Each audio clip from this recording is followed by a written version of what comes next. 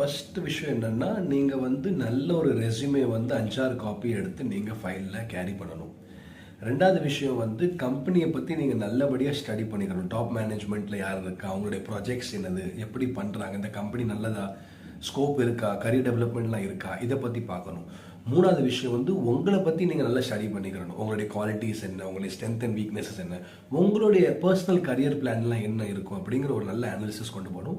அடுத்தது நல்ல ஒரு அட்டையர், நல்ல ஒரு ட்ரெஸ், உங்களுக்கு பிடிச்ச மாதிரி ட்ரெஸ் இன்டர்வியூக்கு எப்படி போட்டு போகணுமோ அதே மாதிரி நல்ல வெல் க்ரூம்டாக நல்ல ஒரு ட்ரெஸ்ஸை நீங்கள் செலக்ட் பண்ணி வைக்கணும். முதல்ல இன்டர்வியூ போகிறதுக்கு 1 மணி நேரம் முன்னாடி நீங்கள் பார்க்கக்கூடாது. முதல்ல அதெல்லாம் அரேஞ்ச் பண்ணி வச்சுக்கணும்.